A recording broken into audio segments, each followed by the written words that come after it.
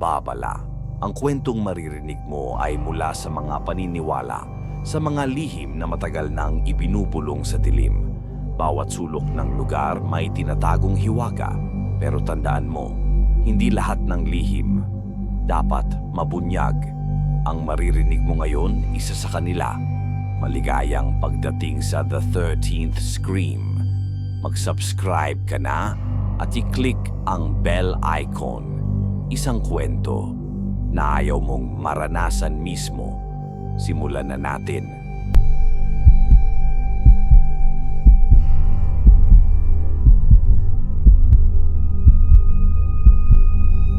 Tahimik lang ang lugar namin. Sa sobrang tahimik, maririnig mo kung may patak ng tubig mula sa dahon ng bakawan o kung may kumaluskos sa ilalim ng kawayan. Sa baryo namin, bihira ang bisita. Wala rin kaming signal at ang tanging daan palabas ay isang tulay na kawayan na humahati sa bakawan at bukas na tubig. Kung may bumagsak man dito mula sa langit, malamang kami ang huling makakaalam. Ako si Ray, 29 na taong gulang at lumaki sa baryong ito. Simula pagkabata ay pangingisda na ang ikinabubuhay namin. Maghapon sa bangka, magdamag sa lambat.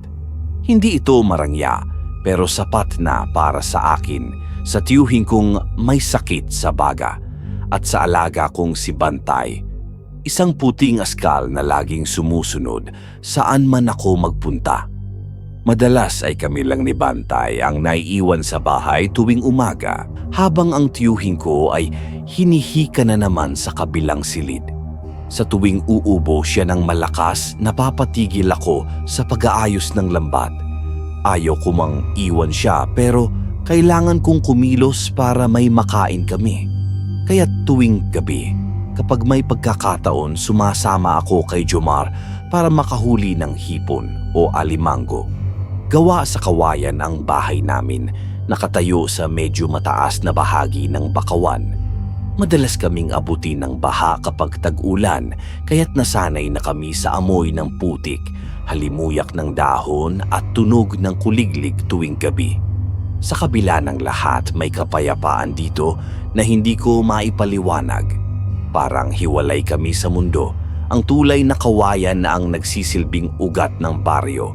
Mahaba ito, may ilang bahagi ng marupok at tila isang maling hakbang lang ay mahuhulog ka sa maputik na ilalim. Pero sanay na ang mga taga rito.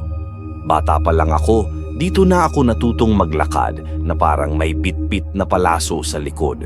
Laging alerto, laging may pakiramdam na may nakatingin sa iyo mula sa kakapalan ng bakawan. Isang gabi, niyaya ako ni Jomar. Kunin natin habang mataas pa ang tubig, sabi niya habang inaayos ang lampara. Bitbit namin ang maliit naming bangka, sumakay at nagsimulang lumusong sa makipot na kanal ng bakawan. Sa kaliwat kanan, puro ugat at putik.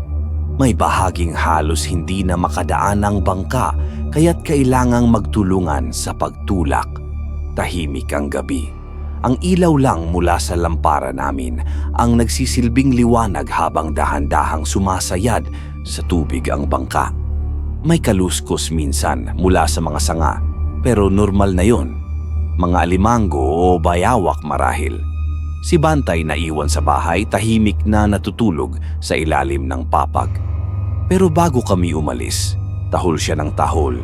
Hindi ko binigyang pansin. Akala ko dahil lang hindi siya naisama. Habang nasa kalagitnaan kami ng pangunguha ng hipon, bigla kaming napalingon pareho. Sa di kalayuan, may malakas na liwanag na gumuhit sa langit. Isang bulalakaw, pero iba. Hindi ito parang karaniwang shooting star. Mas malaki, mas mababa ang bagsak at ramdam naming parang may kasamang puwersa ang tunog ng bumagsak ito. May parang bulong sa hangin kasunod ng liwanag. Puta na Ray, nakita mo yon? Tanong ni Jomar, nanlaki ang mata. Oo, dun sa may dulo ng kanal, parang sa malapit lang bumagsak. Hindi na kami nagdalawang isip. Lumingon si Jomar sabay hila sa sagwan. Ako naman ay hawak ang lampara, Pinipilit masipat ang direksyon kung saan nahulog ang liwanag.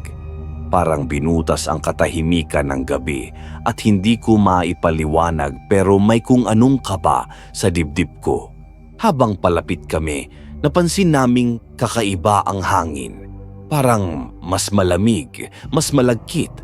At habang lumalapit pa, ang mga ibon sa itaas ay biglang lumipad kahit 10 oras ng gabi. Doon pa lang, alam naming hindi ito basta ordinaryong gabi. Mga 10 minuto pa bago kami nakarating sa pinakadulo ng kanal. Doon, sa gitna ng malambot na putik at ugat ng bakawan, may nakita kaming kakaiba. Isang bagay na mistulang kapsula. Gawa sa metal pero wasak ang isang gilid. May mga bahagi na parang punit, tila bang sumabog o bumangga sa kung saan. Lumapit ako habang si Jomar ay naiwan sa bangka, hawak pa rin ang sagwan at panay ang lingon sa paligid. Hindi ko maipaliwanag pero parang humihinga ang kapsula. May bahagi itong umiilaw ng kaunti, parang may pulso, at sa isang sulok nito may pilas na piraso ng metal, makintab, mabigat at malamig sa balat pero parang may alon na dumadaloy sa kamay ko habang hawak ko ito. "Ray, tara na. Hindi maganda to," sabi ni Jomar, halatang kinakabahan. "Dadalhin ko to kay Kapitan bukas," sagot ko. "Baka galing sa eroplano o kung saan." Pagbalik namin halos 3:00 na ng madaling araw. Naiwang tulog ang tiyuhin ko at si Bantay ay biglang tumahol nang maramdaman akong pumasok. Inilagay ko sa ilalim ng kama ang metal na nakuha ko at sinarado ang bintana. Hindi ko alam kung bakit pero bago ako matulog, parang naramdaman kong may mainit na hangin na dumaan sa may paa ko. Wala namang bukas na bintana. Kinabukasan, bitbit ko ang metal papunta sa munting tanggapan ni Kapitan Abel. Matanda na siya, dating sundalo raw pero hindi siya kilala sa pagiging seryoso. Paglapag ko ng metal sa mesa niya, napakamot lang siya sa ulo.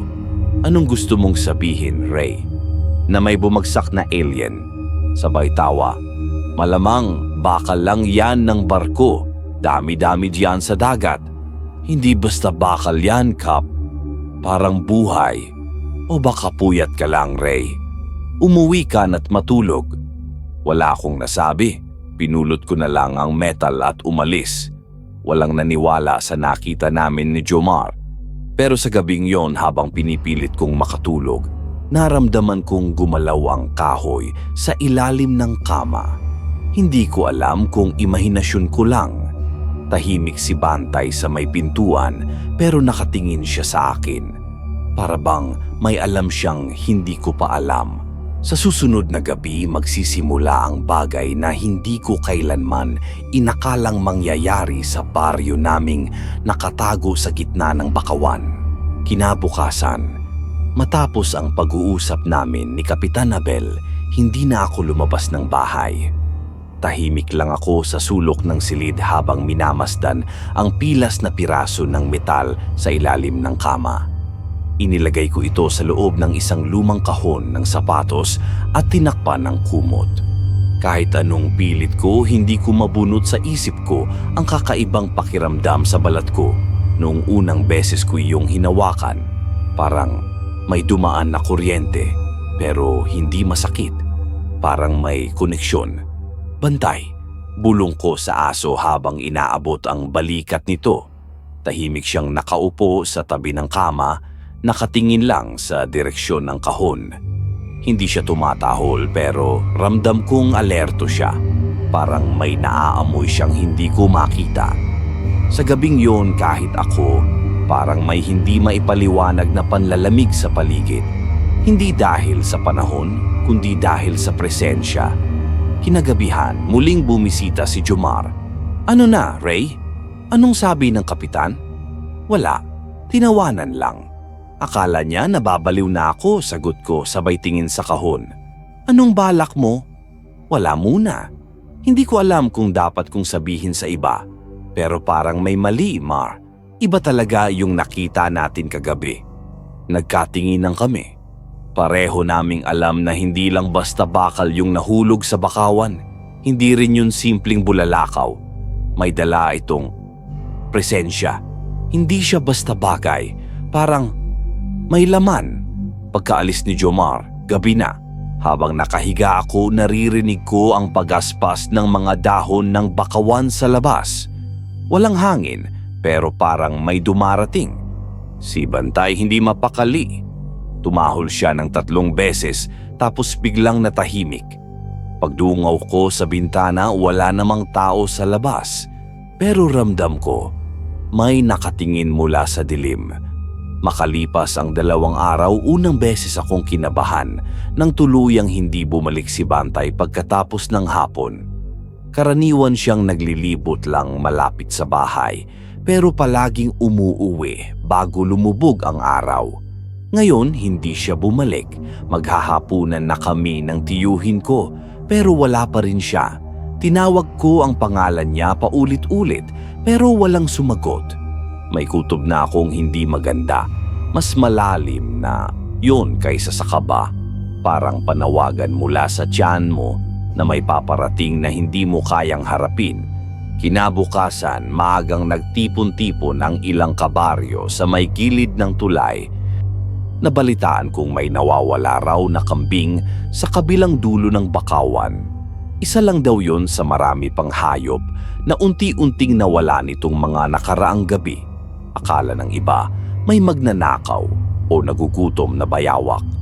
Pero nang isa sa mga matandang lalaki ang makakita sa iniwang bakas sa putikan, malalim, mahaba, parang hinila ang katawan. Tahimik ang lahat. Lumapit ako sa may kumpulan. Tumigil ang usapan nila nang mapansin nila akong paparating. "Ray, yung aso mo, puti di ba?" Tanong ni Mang Loreto. "Yung karaniwang nagbabantay sa lambat tuwing madaling araw." "Oo, bakit po?" Hindi siya agad sumagot. Sa halip, tinuro niya ang isang bahagi ng bakawan na may inabandonang kubo. Dahan-dahan akong lumapit. Sa lilim ng kawayan, natagpuan ko ang bangkay ng aso. Hiwahing-hiwa ang katawan pero walang kagat. Parang sinuri, parang sinadya. Ang pagkakaputol ay eksakto, hindi kagat ng hayop, hindi rin itak ng tao. Wala ring kalmot, walang bakas ng pakikipag-agawan. Parang sinadyang buksan, hindi ako nakagalaw. Tumayo lang ako sa tabi ng putik at pinilit pigilan ang panginginig ng tuhod ko. Si Bantay yon. Nakilala ko siya kahit halos wala ng ulo. Yung puting balahibo niya basang putik na. At yung leeg niya parang pinutol na may sukatan. Hindi ito gawa ng bayawak, bulong ko sa sarili. Hindi ito normal. Simula noon, tuluyan nang nag-iba ang baryo. Sa umaga, halos walang lumalabas ng bahay. Sa gabi, mas kaunti na ang ilaw na nakasindi sa mga kubo. Parang may takot na lumalaganap. Unti-unti, dahan-dahan pero sigurado. Wala pa ring naniniwala sa nakita namin ni Jomar, pero ngayon, sila mismo ang nakakakita ng ebidensya. Sa 1 linggo, 6 na alagang hayop ang nawala. 3 kambing, 2 manok at 1 pusa. Lahat natagpuan sa gilid ng bakawan. Lahat may parehong marka, hiwa sa tiyan, wala ng laman. Pero walang bakas ng dugo sa paligid. Parang maingat ang gumawa. Parang alam ang ginagawa niya at lahat ay parang walang ingay ng namatay. Walang nakarinig ng tahol. Walang daing. Para bang kinukuha sila ng hindi nila namamalayan. Sinubukan ng kapitan na baliwalain ito. "Baka may bagyo lang napaparating," sabi niya sa pulong sa plaza. Minsan ganyan talaga ang hayop kapag nararamdaman nila ang panahon, pero hindi na ito kaya itago. Tuwing gabi may naririnig na kaluskos ang mga taga-baryo mula sa ilalim ng mga kubo. Parang may gumagapang, may kumakaluskos. Hindi hayop ang tunog, masyadong mabigat ang galaw, masyadong mabagal, at minsan parang may biglang susutsot, parang mahaba, manipis na hininga na dumadaan sa tenga mo kahit walang hangin. May isa pang gabi, Narinig ng tiyuhin kong may kumalmot sa labas ng dingding. Mabagal, paulit-ulit. Pagbukas ng ilaw, wala namang tao. Pero may bakas ng 4 na daliring mahahaba sa labas. Hindi paa, hindi kamay. Parang kuko nang hindi mo maipinta kung anong hayop. Isang hating gabi, nagising ako sa tila paggaspas ng mga sanga. Hindi ako agad gumalaw. Tahimik ang paligid, pero ramdam kong may ibang presensya. Dahan-dahan akong bumangon, sinilip ang kahon sa ilalim ng kama. Wala namang gumalaw. Pero sa labas ng bintana, nakita kong gumagalaw ang tubig sa kanal kahit walang hangin. Walang ulan, walang hampas ng tubig. Pero parang may dumaan sa ilalim. At sa isang iglap, lumamig ang buong silid. Para bang sinipsip ang init mula sa paligid. Lumingon ako sa pintuan at sa anino ng liwanag mula sa kalsada, nakita ko ang langit-ngit ng isang yantok na upuan sa sala. Gumalaw ito kahit walang tao. Ang tunog nito parang kaluskos ng galamay. Hindi ako sumigaw, hindi rin ako lumapit. Pero sa puso ko alam kong may gumagalaw na. At hindi ito hayop, hindi rin tao. Makalipas ang ilang araw mula nang sunod-sunod ang pagkawala ng mga alagang hayop, nagpalabas ng anunsyo si Kapitan Abel. Isang pagpupulong ang itinakda sa gitna ng plaza. Lahat ng kalalakihan ay pinatawag, lalo na yung may lakas pa sa katawan. Hindi raw ito sa pilitan, pero ang tono ng boses niya ay parang walang puwang ang pagtanggi. Mainit pa ang araw nang dumating kami roon. Si Jomar kasama ko. Tahimik lang siya habang pinagmamasdan ang paligid. May mga usap-usapan na bulungan sa likod ng mga palad. Yung iba umiiwas na tumingin sa akin. Parang ako ang may dala ng malas. Simula ngayong gabi, panimula ni Kapitan habang hawak ang megaphone. Magtatalaga tayo ng mga taga-ronda. Isa sa umaga, isa sa gabi. Hindi na natin pwedeng ipagsawalang bahala ang mga nangyayari. Paano po yan, Kap? Wala pa namang nakikitang hayop na umatake, tanong ni Mang Loreto. Mas mabuti na ang handa. At kung may taong gumagawa nito, kailangan natin siyang mahuli, sagot ni Kapitan. Hindi tayo magpapaloko. Protektahan natin ang baryo natin. Nakalista na pala ang mga pangalan. Wala nang tanong-tanong. Pagtingin ko sa papel, nandoon ang pangalan ko. Ray, kasama sa panggabi. Ganoon din si Jomar. Pareho kaming napilitang sumama kahit wala sa loob naming rumonda sa gitna ng Bakawan sa 10 oras ng gabi. Dumating ang gabi. Nagtipon kami sa dulo ng tulay na kawayan. 6 kaming kasama. Ako, si Jomar, si Dennis, isang lalaking dati nang nagbabantay ng palaisdaan, at 3 pang kabataang halos kasing edad namin. Bitbit namin ang mga lampara, ilang paltik, at radyong itinalaga ni Kapitan. Sa ilalim ng liwanag ng buwan, ang Bakawan ay parang ibang mundo. Ang mga ugat nito'y tila gumagalaw sa dilim. Ang tulay na kawayan ay umaalog sa bawat hakbang.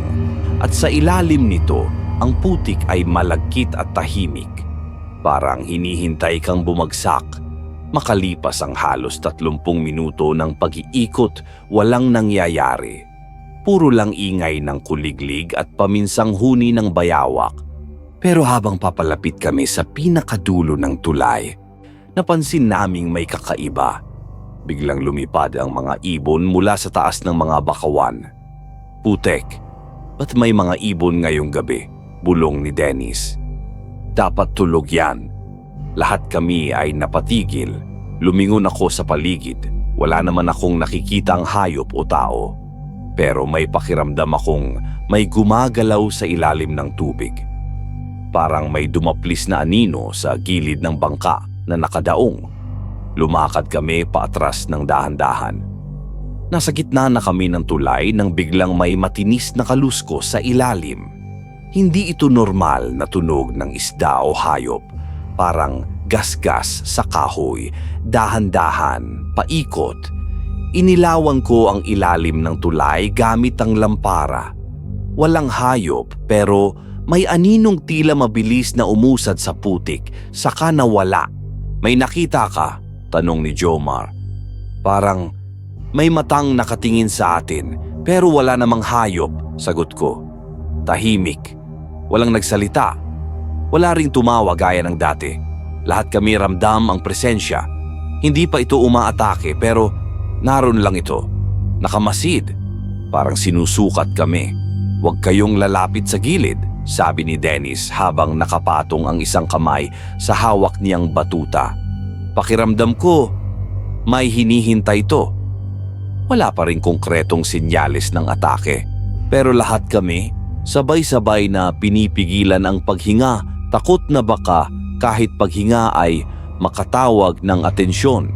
Sa isang iglap, bumalik ang hangin, pero malamig na. At tila may bahagyang alingas-ngas ng galamay sa ilalim ng tubig. Wala kaming nakita pero lahat kami may isang iniisip. Hindi kami nag-iisa sa Bakawan. Nagtagal pa kami ng halos 1 oras sa ronda. Walang pangyayari pero tila paulit-ulit lang ang takot na gumagapang sa paligid. Sa bawat hakbang parang may humihingang malapit sa batok mo. Sa bawat pag-apak sa kawayan, parang may kamay na sumusunod mula sa ilalim. Sa kalagitnaan ng pag-ikot, napansin ko si Dennis na biglang huminto at tumingin sa isang bahagi ng Bakawan na sobrang dilim. Tinapik ko siya. Uy, ayos ka lang? Parang may narinig ako. Boses, bulong niya. Anong sabi? Tanong ko. Hindi ko maintindihan, para bang mahina, pero malinaw, parang boses ng babae. Tumatawag. Kinilabutan ako. Wala namang ibang tao sa paligid. Ilang minuto pa kaming tumigil doon, tahimik, habang pinakikiramdaman ang paligid, hanggang sa nagpasya si Dennis na lumayo. Pagbalik namin sa dulo ng tulay, sinabihan kami ng isang tanod sa baryo na itigil na muna ang ronda. Wala raw malinaw na nakita pero sapat na ang presensya ng takot para ipagpaliban muna ang pagbabantay. Habang pauwi ako, nakatingin lang ako sa mga ugat ng Bakawan. Parang kumikilos ang mga anino. Parang dumadami. Hindi ko na alam kung guni-guni lang o may nagmamasid talaga mula sa dilim. At sa pagsara ko ng pinto ng bahay namin, narinig ko sa di kalayuan ang mahinang pagbulong. Tulungan mo ako. Mula noong gabing yon sa tulay na kawayan, hindi na kami nakatulog ng mahimbing. Kahit tahimik ang baryo tuwing umaga, may bigat na hindi maalis sa dibdib ng lahat. Ang mga bata ay hindi na pinapalabas. Ang matatanda na may laging nagmamasid sa mga siwang ng bintana at sa bawat tunog sa gabi, kaluskos man o huni ng bayawak, para bang may hatid na panganib. Sunod-sunod ang gabi ng ronda at sunod-sunod din ang pag-iba ng ugali ng mga kasamahan ko. Sa ikatlong gabi, si Lando ang naunang hindi nagpakita. Sabi ng nanay niya, hindi raw bumalik mula sa ronda. Hindi na rin raw natulog sa bahay. Naghinala agad ang mga tao. Sa ika-4 na gabi, si Nestor naman ang hindi na sumama. Hindi rin nakita kinabukasan. Pang-5 gabi, kami ni Jomar ay magkasama pa rin sa ronda. Si Dennis, medyo tahimik na. Hindi na siya tulad ng dati. Hindi na rin siya nagpapaliwanag. Panay ang tingin niya sa paligid, para bang may inaasahan siyang sumulpot. Halatang mabigat ang loob niya, parang hindi na siya ang dating Dennis. Bandang 2:00 ng madaling araw, bigla siyang nawala. Paglingon namin ni Jomar, wala na si Dennis sa likod namin. Hindi siya sumigaw. Walang kaluskos, parang nilamon ng dilim. Dennis, sigaw ko habang iniikot ang lampara. Dennis, huwag kang magbiro. Ray, hinawakan ako ni Jomar sa balikat. Hindi to biro. Hinati namin ang grupo para hanapin siya. Ilang minuto kaming nag-ikot sa Bakawan hanggang sa malapit sa gilid ng tulay. May nakita kaming anino na nakaupo. Si Dennis, basa ng pawis, nanginginig at walang imik. Dennis, anong nangyari sa'yo? Hindi siya sumagot, Tinitigan lang niya kami. Walang emosyon ang mukha niya, para siyang walang kaluluwa. Hinila na lang namin siya pauwi pero kahit ilang beses siyang tanungin kung saan siya nanggaling, hindi siya nagsalita. Sa bahay nila, nakaupo lang siya sa labas, nakatanaw sa bakawan. Hanggang ngayon wala pa ring paliwanag. Nung gabing yon, hindi ako mapakali. Tumambay ako sa may bintana, pinagmamasdan ng bakawan sa di kalayuan. Malamig ang hangin pero hindi ito karaniwang lamig. Parang may halong bigat, yung tipong hindi mo maipaliwanag kung saan nanggagaling. Nakatingin lang ako sa putik na gumagalaw sa ilalim ng mga ugat habang dahan-dahang lumalalim ang gabi. Kinabukasan, habang iniinspeksyon ng ibang tanod ang paligid, may nadiskubre sila sa kabilang bahagi ng bakawan. Sa gitna ng putik at ugat, natagpuan ang isang bangkay. Si Lando, nakabulagta. May mga butas sa dibdib na parang tusok-tusok. Hindi hiwa, hindi kagat. Parang may manipis na bagay na sinaksak sa katawan niya paulit-ulit. At ang kulay ng sugat, maitim ang palibot, parang pinaso, hindi karaniwang patay. Para bang sinadya siyang sirain mula sa loob. Hindi rin normal ang posisyon ng katawan niya. Ang mga braso, tila pinilipit pabaliktad. Ang ulo, nakatagilid na parang pinanood siyang mamatay. May nakita rin silang kakaibang marka sa lupa. Hindi yapak, hindi paa. Parang galamay. Mahaba, magkakadikit at paikot-ikot sa paligid ng bangkay. Parang nilaro muna bago pinatay. Nag-ingay ang baryo. Ang mga nanay pinagbawalan ng lumabas ang mga anak. Ang mga lalaki gusto ng lumikas. Pero si Kapitan, galit na galit. Walang aalis, sigaw niya sa muling pagpupulong. Hanggat hindi natin alam kung sino o anong gumagawa nito, walang lalabas. Kapitan, tao pa ba yung kalaban natin? Sigaw ni Mang Loreto. Yung katawan ni Lando parang ginamit sa eksperimento. Walang lalabas, ulit ni Kapitan. Kapag may tumakas, lalong mawawala sa atin ang kontrol. Tahimik ang lahat.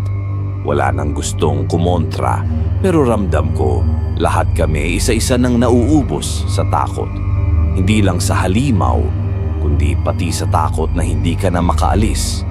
Ilang gabi pa ang lumipas, muling nawala ang isa sa mga kabataan sa ika-6 na ronda. Paulit-ulit ang cycle. May nawawala, may natatagpo ang tulala o bangkay.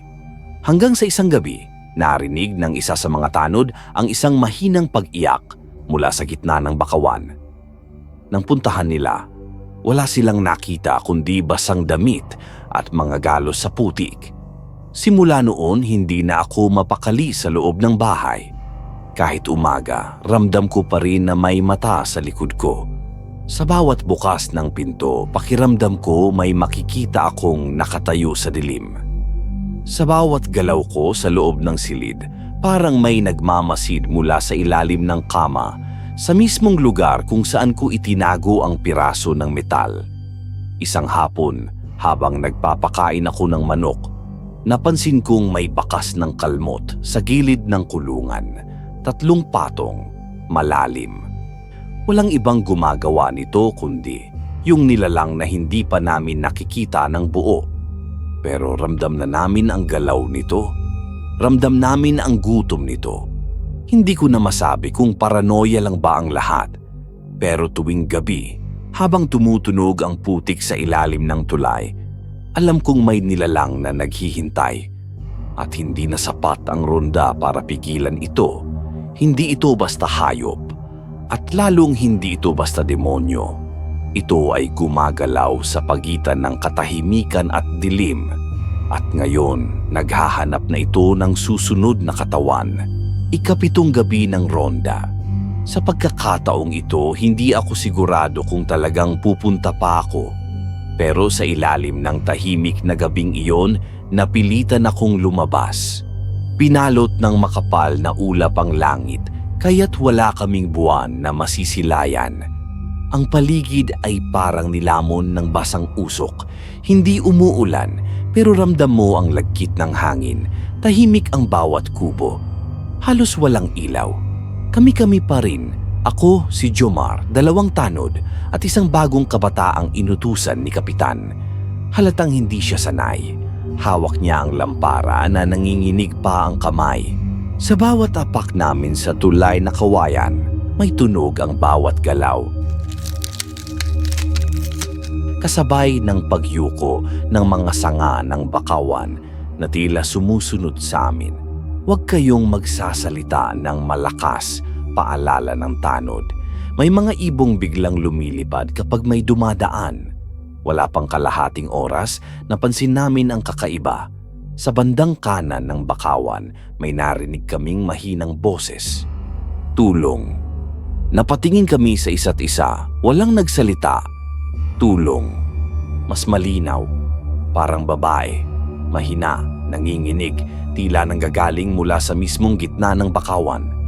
May naiwan bang taga-baryo sa labas? Tanong ko sa tanod. Wala. Siniguro naming nasa loob na lahat bago magtakip silim, sagot niya.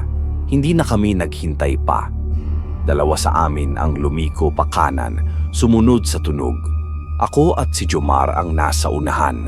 Sa bawat hakbang namin sa basa at madulas na tulay, parang may aninong sumusunod sa tabi. Ngunit hindi kami lumilingon. Ang mga mata namin nakatuon sa direksyon ng boses. Pagdating sa dulo ng makitid na bahagi ng tulay, lumiko kami sa isang putikan.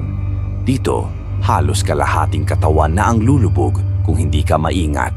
Ilang ugat ng bakawan ang kailangang hawakan para hindi madulas. Ilaw lang ng lampara ang gabay namin hanggang sa tumigil si Jomar. Ray, may gumagalaw. Inilawan ko ang harap. Doon sa gitna ng mga ugat, may isang anyo. Sa unay, hindi ko agad maaninag. Pero nang lumapit pa ang ilaw, kitang-kita na namin. Isang nilalang. Nakaluhod sa putikan parang hayop na kumakain. Sa harap nito, isang patay na kambing. Wasak ang tiyan, wala nang laman sa loob. Ang mga laman loob ay nagkalat sa gilid, pero walang kagat. Malinis ang pagbungkal, parang sinuri. Ang nilalang ay matangkad pero nakayuko. Ang balat nito'y kulay abo na parang bato. May patches ng berde na parang inaagnas. Ang katawan niya ay parang pinagsamang insekto at tao. Mahahaba ang galamay. Ang mga braso'y baluktot at sa dulo ng kamay nito'y may 4 na daliri na mahahaba at matulis para bang korales na tumigas. Wala itong mata, wala ring bibig. Ang mukha nito'y parang maskara ng buto, makinis, walang detalye at parang selyado. May mga linya sa likod nito, maninipis at parang bioluminescent. Kaunti lang ang liwanag na ibinubuga pero sapat para makita mong buhay ang mga guhit. Gumagalaw ito kasabay ng hininga ng nilalang. At sa bawat galaw niya lumilikha ito ng kakaibang tunog sa putik. Hindi normal, hindi hayop, parang basang kahoy na pinipilipit. Ang mas hindi ko malilimutan ay ang amoy. Hindi ito amoy bangkay, hindi rin amoy putik. Ito ay parang halimuyak ng lumang bakal na niluto sa alat ng dagat. Mainit na metal na binabad sa katawan ng patay. Hindi ko alam kung saan nagmula, pero pakiramdam ko, hindi ito galing sa mundo natin. Puta, bulong ni Jomar. Ray, anong yan? Bago ko pa nasagot, nagsisigaw ang tanod sa likod namin. Hoy, tigil diyan! Itinaas niya ang paltik. Binaril ang nilalang. Tumama ito sa gilid ng katawan. Kita naming tumalsik ang putik. Pero walang reaksyon. Hindi ito nasaktan, hindi rin lumingon. Isa pa, sigaw ng isa pang tanod. Binaril muli. Wala pa rin. Nang biglang huminto sa pagkain ang nilalang. Tumayo ito, mabagal, parang humuhugot ng sarili mula sa putik. Tumindig ng tuwid. Mas matangkad pala ito kaysa sa akala ko. Ang mga binti nito'y baluktot pa atras, parang sa usa o tipaklong. At sa pagtayo niya, kumalas mula sa likod nito ang mga maninipis na galamay, parang latigo na gumagalaw sa hangin. Ang bawat isa'y may sariling kilos, parang may buhay ang bawat hibla. Umatras tayo, sigaw ng tanod. Hinugot ang batuta at lumapit, hinampas ang braso ng halimaw. Tunog lang, walang epekto, ang braso nito'y parang bato. Matigas, malamig, walang reaksyon. Wala rin itong isinagot, wala itong isinukli. Tumingin lang ito sa amin gamit ang wala, dahil wala nga itong mata. Hindi ito normal, sigaw ko. Hindi ito hayop. Bigla itong gumalaw. Isang iglap lang, tumalon ito pabalik sa kadiliman ng bakawan. Ang pagtalon niya ay parang hindi tao. Parang nilalang na hindi kailanman lumakad gaya natin. Sa likod, kumaluskos ang mga sanga. May ilang ibong muling lumipad. Kasunod ang katahimikan na mas matalim kaysa sa sigaw. Na, saan napunta? Sigaw ng tanod. Pero huli na. Muli na namang binalot ng katahimikan ang paligid. Pero hindi yon katahimikang nagpapakalma, kundi yung klase ng katahimikan na nagsasabing may babalik pa. Pagbalik namin sa baryo, walang nagsalita. Lahat tulala. Si Kapitan ay nagmura, sinabing baka hallucination lang daw, pero nakita ko sa mata ng bawat kasama ko, hindi yon guni-guni. Totoo ang nakita namin. At ang mas masaklap, hindi ito natitinag sa bala. Kinabukasan, walang gustong magronda. Pati ang ilang tanod, hindi na sumipot. Nagsimula nang magsara ng bahay ang mga tao bago pa man dumilim. Parang may curfew na hindi na kailangang ipatupad. Kusa na silang tumatago. Ang baryo dati tahimik. Ngayon tahimik dahil takot ang lahat. Simula noon, gabi-gabi na itong bumabalik. Hindi para umatake, kundi para magpaalala na naroon lang siya sa gilid, sa ilalim, sa putik, at hinihintay ang susunod na pagkakataon. Kinabukasan ng umaga, hindi ako agad bumangon. Nanatili akong nakahiga habang nakatitig sa ilalim ng kama. Doon sa pinakasingit ng lumang kahoy na sahig, nakalagay ang bagay na matagal ko nang gustong kalimutan. Ang piraso ng metal na nakuha namin sa bumagsak na kapsula. Hindi ko alam kung bakit, pero simula nang makita namin ang nilalang kagabi, paulit-ulit na bumabalik sa isip ko ang kakaibang fragment na iyon. Parang may koneksyon, parang may hinihintay.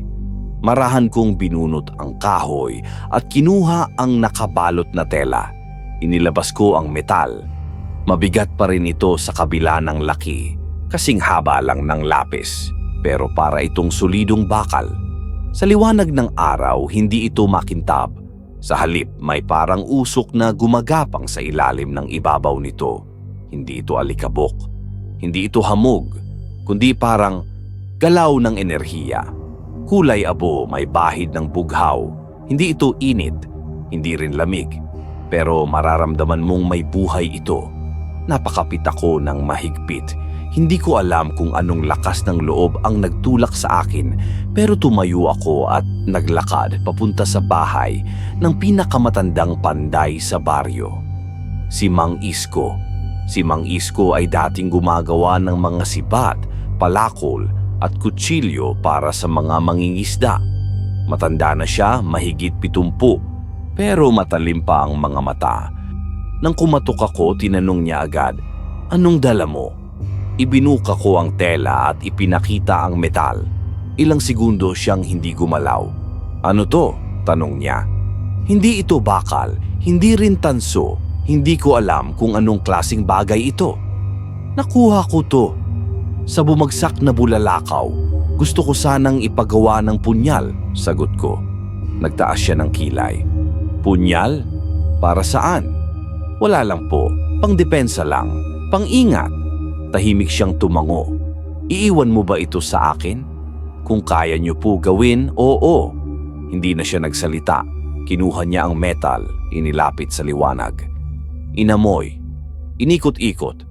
Maya-maya ay bumulong siya. Parang hindi para sa akin. Parang humihinga. Napakunot noo ako. Ano pong sabi niyo? Wala. Balikan mo ako matapos ang 5 gabi. Mabigat ang mga araw na sumunod. Bawat gabi ay may takot. May kaba. May balitang may nakarinig ng yabag sa bubong. May isa raw nakita ang aninong dumausdos sa gilid ng kubo. Ang mga aso, biglang tahimik, hindi na tumatahol. Ako, sa bawat gabi, hindi makatulog. Iniisip ko ang fragment, iniisip ko ang halimaw, at iniisip ko kung anong klasing bagay ang ginagawa ni Mang Isko mula sa kakaibang metal. Sa ikalawang gabi, habang nakaupo ako sa labas ng bahay, napansin kong hindi na rin dumaraan ang mga tao sa tulay na kawayan kapag sumasapit ang dilim. May isang matandang babae ang napahinto sa gitna ng daan, parang may nakita sa dulo ng tulay at dali-daling umatras pabalik sa kalsada. Narinig ko pa siyang bulong, "Hindi na tayo ligtas dito." Ilang bata naman ang umiiyak sa gabi. Sabi ng nanay nila, may humihila raw sa bintana. Wala raw mukha. Wala raw katawan. Basta lang itim. Hindi na rin nakakatulog ang tiyuhin ko. Kinakausap na niya ang sarili sa gabi. Parating na yon. Parating na. Paulit-ulit niyang binubulong kahit wala naman akong sinasabi. Sa ikatlong gabi, may umalingaw-ngaw na putok sa dulo ng bakawan. Isa sa mga nagroronda, si Lando, ang nagpaputok. Pero nang tanungin, hindi raw niya matandaan kung bakit. Basta raw may nakita siya, tumakbo, naglaho at parang sumanib sa puno. Wala namang nakita sa bakawan. Pero nang dumaan ako roon kinabukasan, may mga kalmot sa mga ugat ng bakawan na para bang may gumapang. May mga bakas ng putik na hindi kayang gawin ng tao. Nang gabing yon, hindi ako lumabas. Nanatili akong nakaupo sa sulok ng bahay, hawak-hawak ang maliit na sulo. Doon ko naisip, kung di natin kayang labanan ang nilalang na yon gamit ang baril, baka ibang klasing sandata ang kailangan. Sa pang-4 na gabi, pinanaginipan ko ang metal. Hindi ko alam kung totoo o guni-guni. Pero sa panaginip, nakita ko ang fragment na niluluto sa apoy. May nakatayong mga aninong parang tao, pero walang balat. Parang kalansay na kumikilos, sila ang nagpapanday. At habang humahampas sila ng martilyo, may mga salitang paulit-ulit na binibigkas sa di ko maintindihang wika. Pagising ko, namamawis ako. Ang kamay ko nanginginig. Pero nanatiling buo ang desisyon kong kunin ang punyal kinaumagahan. Sa pang-5 gabi, hindi na ako nakatiis. Maaga pa lang nagtungo na ako sa kanya. Ngunit paglapit ko sa bahay niya, may usok na lumalabas sa bintana. Amoy paso, amoy sunog na kahoy at matigas na bakal. Nang kumatok ako, bumukas ang pinto at sumilip si Mang Isko. Pawis na pawis siya. Nanginginig ang mga daliri. "Ray, tapos na." Inilabas niya mula sa kahoy na kahon ng punyal. Isa sa pinakamaganda at pinakakatakot na bagay na nakita ko sa buong buhay ko. Ang hawakan nito ay mukhang gawa sa fossil o buto, pero wala akong ideya kung anong hayop. Matibay, hindi madulas. Ang mismong talim ay makinis at madilim na kulay abo, halos itim. Sa gilid nito may maninipis na linya na kulay asul na bahagyang kumikislap. Para silang ugat na may sariling galaw, para silang humihinga. Inabot ko ito. Nang mahawakan ko ang punyal, walang lamig, wala ring init. Pero naramdaman ko agad ang tibok ng puso ko. Tumugon ang punyal. Para bang may pakiramdamang hawakan. Para bang sinasabi nitong, "Ikaw?" "Ginawa ko lang kung ano ang kaya ko," sabi ni Mang Isko. Pero hindi ko na uulitin. Wala na akong lakas para gumalaw ngayong gabi. "Totoo bang humihinga to?" tanong ko. Hindi siya tumingin. "Ray, may mga bagay na hindi mo kailangang ipaliwanag. Kung kanino yan itinakda, siya lang ang makakagamit." Gabi. Hawak ko ang punyal habang nasa loob ng kubo. Nakapatay ang ilaw. Binuksan ko ang maliit na bintana at tumambad sa akin ang dilim sa labas. Tahimik ang buong baryo. Walang huni ng kuliglig. Wala ring langit-ngit ng hangin, parang may nagbabantay. Tiningnan ko ulit ang punyal. Hindi ito makinang. Hindi ito palaban sa itsura.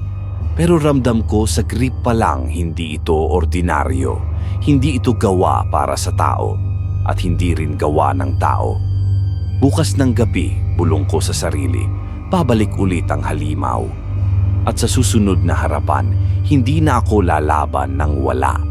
Gabi na naman sa baryo at tulad ng mga nagdaang gabi, nanumbalik na naman ang bigat sa paligid. Ang hangin ay malamig, mas malamig kaysa karaniwan at kahit walang ulan ay basang-basa ang lupa, tila may laging tumutulo mula sa kawalan. Ang bawat hakbang ko sa tulay na kawayan ay may kasamang langit-ngit, tunog ng kahoy na tila humihinga, parang sinasadyang ipaalala na hindi kami ligtas. Kasama ko ngayon sina Jomar at Noel sa ronda. Tatlo kaming itinalaga para sa gabing ito. Tahimik kaming tatlo. Walang gustong magsalita pero alam kong pare-pareho lang ang nararamdaman namin, takot. Hindi ito karaniwang takot sa madilim o sa multo. Ito yung takot na hindi mo maipaliwanag pero bumabalot sa dibdib mo na parang lubid na paunti-unting humihigpit. Pero may dala na akong sandata ngayon, ang punyal. Nakatago ito sa gilid ng baywang ko, isinuksok sa isang balat na hinugis kutsilyo at isiniksik sa ilalim ng damit ko. Hindi ko pa rin alam kung ano talaga ang kayang gawin ng bagay na ito, pero may tiwala ako. Sa ilang gabi ng paghihintay, pakiramdam ko oras na para magamit ito. Habang binabaybay namin ang mahabang tulay, napansin kong kakaiba ang katahimikan. Parang masyado itong tahimik na para bang pinatigil ang lahat ng dapat ay may ingay. Wala ni huni ng kuliglig. Wala ring kaluskos ng mga dahon. Lahat ay tila huminto. May nararamdaman ba kayo? Tanong ni Noel habang sinisilip ang ilalim ng tulay gamit ang flashlight. Tahimik masyado, no? Parang patay ang paligid, sagot ni Jomar habang nakahawak ng mahigpit sa dalang kahoy na batuta. Bigla kaming napahinto ng may tunog na mula sa kanan namin. Parang may tumapak o bumagsak sa putik. Hindi ito malakas pero sapat para kilabutan kaming tatlo. Nagtinginan kami sa kamarahang lumapit sa gilid ng tulay para silipin kung may hayop o tao. Sinundan namin ng flashlight ang direksyon ng tunog. Walang hayop, walang tao, pero may bakas sa putik, parang may hinihila papasok sa mas madilim na bahagi ng bakawan. Parang may gumapang, pero hindi mukhang yapak ng tao, hindi rin hayop. Para itong marka ng nilalang na gumapang na maraming paa. Naglakad kami muli. Mas mabagal na ngayon. Lahat ng kaluskos ay napapansin. Lahat ng liwanag ay parang kulang. Hanggang sa marinig namin ang isang tinig. Tulong. Napahinto kaming tatlo. Dinig na dinig ang mahinang tinig mula sa kanan, mula mismo sa madilim na bahagi ng kakahuyan. Paulit-ulit. Tulong. Tulungan niyo ako. May tao. Sigaw ni Jomar. At agad siyang tumalon mula sa tulay papunta sa gilid ng putik. Jomar, sandali lang. Sigaw ko, pero huli na. Sinundan na rin siya ni Noel kaya napilitan akong bumaba. Bawat hakbang sa putik ay mabigat. Parang sinasadyang pigilan ang paa ko sa bawat galaw. Ang paligid ay mabaho na may halong amoy ng nabubulok na damo at sira na hayop. Ramdam mo sa balat ang lagkit ng paligid na parang may nanunuot sa ilalim ng iyong mga kuko. Nasaan ka? Sigaw ni Noel. Tulong! Muling sigaw ng tinig. Mas malapit na, mas malinaw. Pero habang pinakikinggan ko ito, napansin kong may mali. Hindi ito sigaw ng taong nahihirapan. Walang panginginig. Walang desperasyon, parang Ginagaya lang ang boses ng tao. Bigla na lang hinila si Noel pababa. Napasigaw siya, "Ray!" Tumakbo ako papunta sa kanya. Ang kalahati ng katawan niya ay lumubog agad sa putik. Hinawakan siya ni Jomar pero may malakas na puwersang humihila pa lalo sa kanya. "Putik lang ba talaga to?" Sigaw ni Jomar, desperado na. Hinawakan ko rin si Noel. "Kapit lang! Kapit lang!" Sigaw ko habang pinipilit siyang hilahin. Sa gilid ng paningin ko may sumilip mula sa ilalim ng putik. Isang aninong may hugis mata. Pero hindi mata ng hayop, hindi rin mata ng tao. Parang dalawang bilog na ilaw na kulay puti, walang pupil. Lumulutang lang sa putik, hindi gumagalaw. Pero ramdam mong nakatingin. Pinilit naming mahila si Noel. Sa huling puwersa, nabawi namin siya. Pero duguan ang isang binti niya. May 3 malalim na hiwa, parang hinimay ng mga matatalim na kuko. "Hindi tayo pwedeng manatili rito." Sigaw ni Jomar. Tinulungan namin si Noel bumalik sa tulay. Mabigat siya, nanginginig at hindi makalakad ng maayos. Pero hindi pa kami nakakalayo nang may dumaan sa harapan namin, isang anino, mabilis, walang tunog. Napaluhod si Jomar sa takot. Ako naman nanigas sa kinatatayuan ko. Naroon na siya, ang halimaw.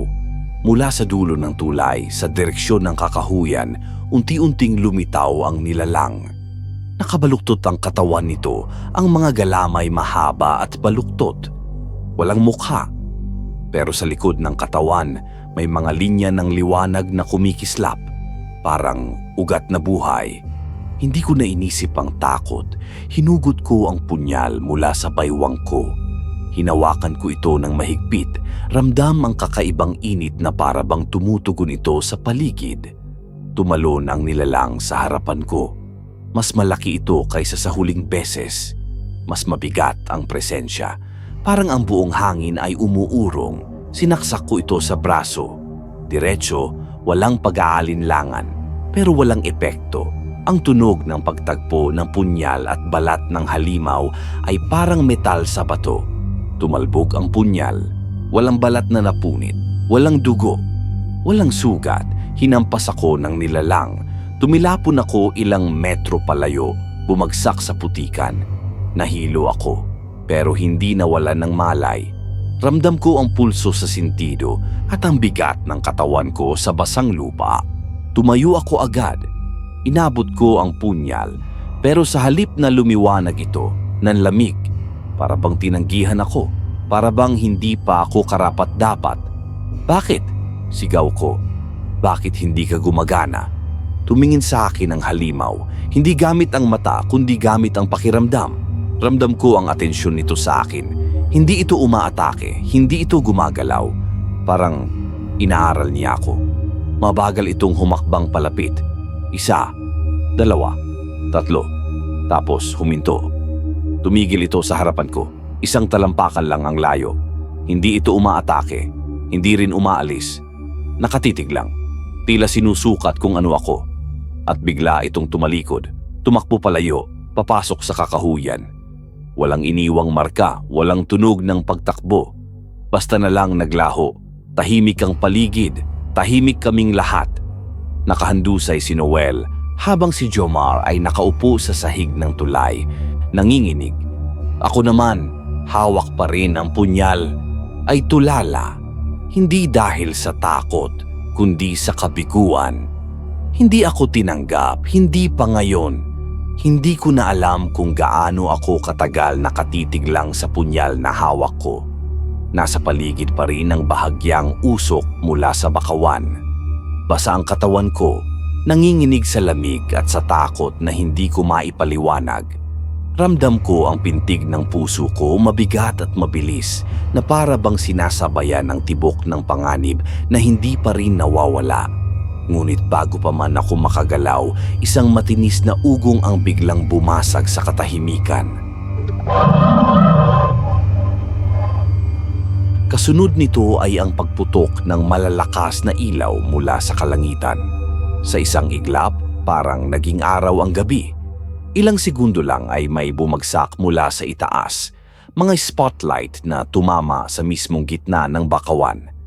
Nang ilabot ako, hindi ito ordinaryong ilaw, maliwanag, malamig at tila sumisipsip ng kulay sa paligid. Sa ilalim ng mga sinag na ito, unti-unting lumitaw ang ilang lalaking nakaitim na armor. May dalang mabibigat na sandata at helmet na walang pinapakitang mukha.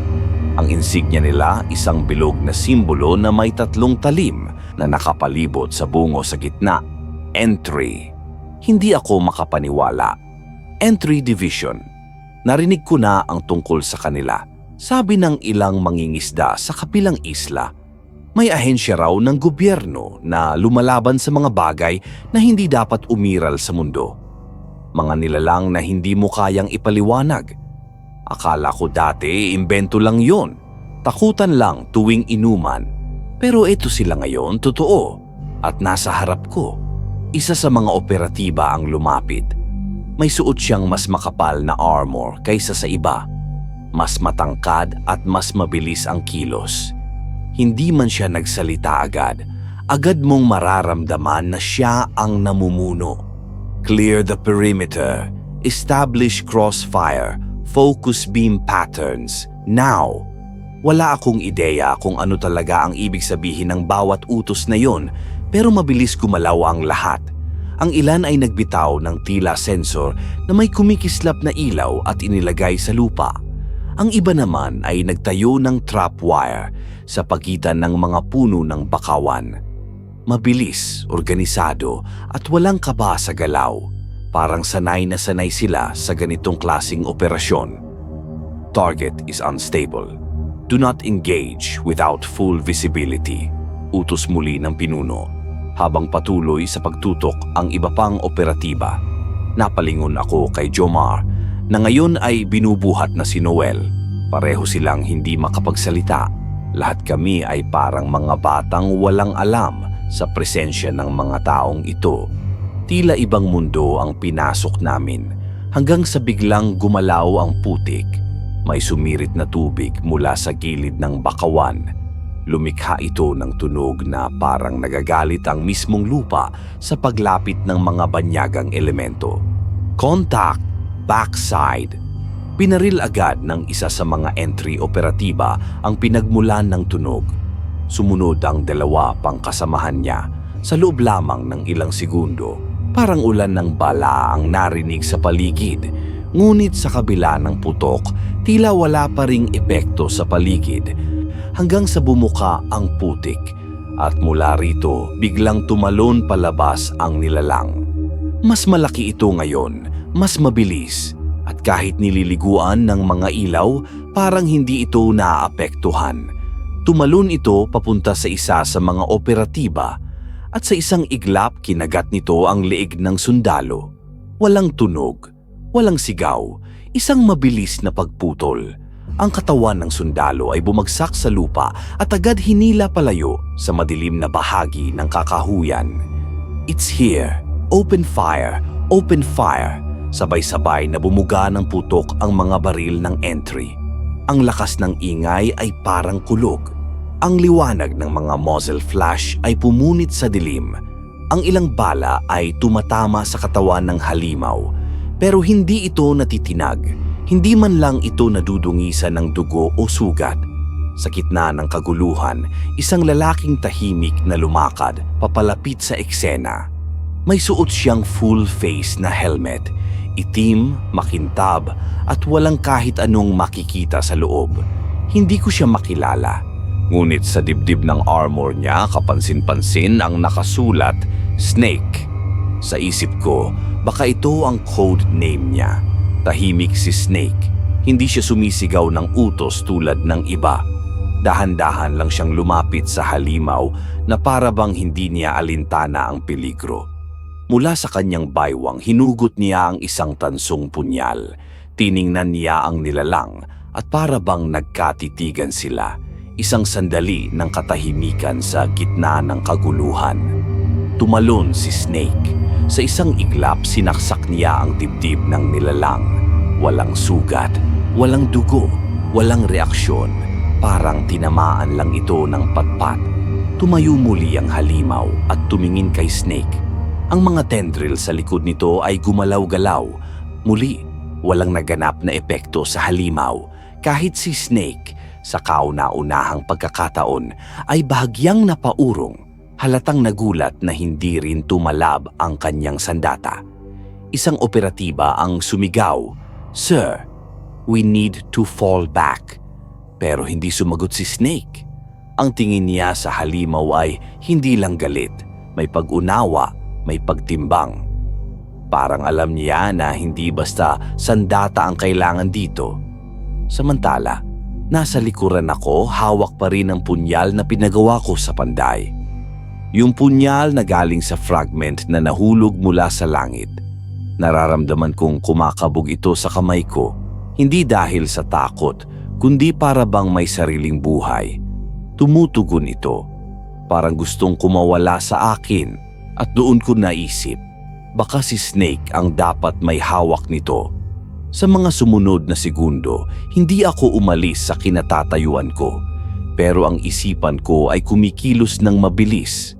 Lahat ng pangyayari, mula sa pagbagsak ng bulalakaw hanggang sa paggawa ng punyal, hanggang sa huling gabing, hindi ito gumana sa akin, ay parang nagkakabit-kabit. Hindi ako ang hinihintay ng punyal, siguro siya ang hinihintay nito.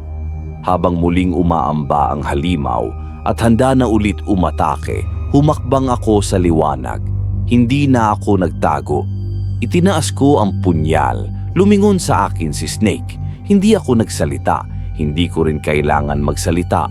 Tumango lang siya at sa isang galaw humakbang siya papalapit. Itinapon ko sa kanya ang punyal at sa ere pa lang bago pa niya mahawakan, biglang nagliwanag ang punyal para bang kumikislap mula sa loob. Lahat ng entry operatiba ay napatigil, maging ang halimaw ay tila naalanganin. Nahuli ni Snake ang punyal sa ere. Hindi ko maipaliwanag ang sumunod na nangyari, pero ang paligid ay parang nagbago. Parang may enerhiyang dumaloy sa paligid niya. Muli siyang humarap sa halimaw. Sa sandaling mahawakan ni Snake ang punyal, may kakaibang nangyari. Biglang kumislap ito ng bahagyang asul, hindi masakit sa mata, pero sapat para mapansin ng lahat. Ang mga entry operatiba ay napatigil, maging ang halimaw ay tila nag-atubiling gumalaw. Parang may enerhiyang bumalot kay Snake at tumugon ang kalikasan mismo sa hawak niyang sandata. Hindi ito normal na sandata. Para itong may sariling isip, tumayo si Snake sa gitna ng bakawan, hawak ang kumikislap na punyal. Tahimik lang siya. Walang sigaw, walang yabang, pero may bigat ang presensya niya, parang alam ng lahat na may mangyayaring kakaiba. Ang paligid ay tila tumahimik muli, liban sa mahinang tunog ng tubig na dumadaloy sa ilalim ng tulay. Ilang langgam ang umaakyat sa mga ugat ng bakawan at ang hangin ay may bahid ng asin at usok. "Commander, the dagger is resonating," bulong ng isa sa mga operatiba sa radyo. Pero walang sagot. Tumango lang si Snake. Muli siyang humarap sa nilalang. Hindi ito umaatake pero unti-unti itong umuungol. Parang nasasaktan o nag-aalinlangan. Ang mga galamay nito sa likod ay tumigil sa paggalaw at ang bioluminescent lines sa katawan nito ay nagbago ng kulay mula sa mahina at maputla naging mas matingkad na asul. Isang hakbang, dalawa, hanggang sa marahan niyang nilapitan ang halimaw. Huminto ito tila nag-aabang sa susunod na mangyayari. Napatitig ako sa eksenang parang sa pelikula, isang misteryosong sundalo, isang nilalang mula sa kalawakan, at ang punyal na tila may sariling diwa. Sumugod si Snake at sa pagkakataong ito, sinaksak niya ang halimaw sa tagiliran. May tunog na parang sumirit na singaw at sa unang pagkakataon napaurong ang halimaw. Umatras ito, umungol ng mahaba at mula sa sugat ay tumulo ang likido. Kulay bughaw, parang asidong naglalagablab sa putik. Nang tamaan ng lupa, may usok na umangat at naamoy ko ang sunog na amoy ng nabubulok na kahoy. "Sir, it's wounded," sigaw ng isang operatiba. Hindi pa rin nagsalita si Snake pero muling kumilos. Parang may puwersang nagmumula sa kanya ngayon. Mas mabilis, mas tiyak. Ang bawat galaw niya ay parang sinasayaw ng punyal sa kanyang kamay. Isang saksak sa binti, isa pa sa balikat. Bawat tama ay may sugat, may reaksyon. Hindi ito tulad ng kanina kung saan parang lumulusot lang ang kahit anong armas sa katawan ng halimaw na parang wala lang. Tumili ang halimaw. Ang tunog nito ay parang halong hayop at makina, parang wala dapat ganun sa mundo. Ang tunog ay pumailan lang sa hangin at pinatahimik ang mga ibon sa paligid. Ang mga palaka na kanina'y nagkukuruhan ay tumigil. Walang gumagalaw maliban sa kanila. Ngunit bago pa ito tuluyang mapatay, may narinig akong static sa radyo ng isa sa mga operatiba. "Do not terminate." I repeat, "Do not terminate the entity. Capture only." Biglang tumigil si Snake. Nakatingin siya sa halimaw na ngayon ay lumuluhod at nanginginig sa lupa. Humihinga ito ng malalim. Ang katawan nito ay punong-puno ng marka mula sa punyal pero buhay pa rin. Ang mga sugat ay dahan-dahang nagsasara pero mas mabagal na kaysa kanina. Parang nauubos ang enerhiya nito sa kakaregen ng sarili. "Secure the specimen," sabi ni Snake sa malamig na tono. Agad kumilos ang mga operatiba. May mga nagbitbit ng reinforced cables at traps. Isinakay nila ang halimaw sa isang lumulutang na stretcher na may magnetic locks. May mga nagbigay ng sedative injections gamit ang pressurized dart. Bawat kilo ay kalkulado. May mga nagtakip sa ulo ng halimaw ng isang uri ng metal casing na may sensor sa gilid. Para itong sinisigurong walang lalabas na signal o enerhiya. Sa gilid, napatitig lang ako. Hindi ako makagalaw. Hindi ko alam kung matatakot ako o magpapasalamat. Sa isip ko, paano kung hindi dumating ang mga ito? Paano kung ako ang pinuntirya ng halimaw na yon? Paano kung hindi ko nahanap ang punyal na yon? Lumapit si Snake sa akin. Hindi pa rin kita ang mukha niya pero maririnig ang boses mula sa voice modulator niya. "Salamat sa punyal." Tumango lang ako. Wala akong masabi. Nanginginig pa rin ang kamay ko. Pakiramdam ko wala akong ginawang espesyal pero para sa kanila ang hawak kong bagay ang nagbukas ng posibilidad na talunin ng halimaw. "Anong klasing bagay yon?" tanong ko, halos pabulong. Sandaling katahimikan. Tumingin siya sa direksyon ng kapsula sa malayong bahagi ng bakawan. Tila may gustong sabihin pero pinigilan. "Class 6 extraterrestrial anomaly," sagot ng isa sa mga operatiba na nasa likuran niya. "Wala sa listahan, hindi dapat nandito. Walang makakaalam ng nangyaring to," dagdag pa niya. "We'll handle the rest." Ang mga salitang yon ang mas lalong nagpalamig sa paligid. Alam kong hindi na to pangkaraniwan at sigurado akong pag-alis nila, may iiwan silang misteryong hindi na pwedeng mabuksan ulit. Muli kong tiningnan ang punyal na hawak ni Snake. Ngayon, nakasuksok na ito sa special sheath sa kanyang tagiliran. Wala na ang kislap, pero ramdam mong hindi ito isang ordinaryong bagay. "Pasensya ka na," dagdag ni Snake. "May mga bagay sa mundong to na mas mabuting hindi mo malaman." At sa isang senyas niya, unti-unting umatras ang mga operatiba. Bit-bit ang halimaw, bit-bit ang lihim. At ako, naiwan sa gitna ng bakawan habang tinatangay ng hamog ang mga alaala ng gabing yun. Sa pag-alis ng mga operatiba ng entry, nag-iwan sila ng mga marka sa lupa. Mga bakas ng sapatos, wasak na putik, at ilang patak ng bughaw na likido na mabilis ding natuyo at nawala, na para bang hindi ito dapat manatili sa mundong ito.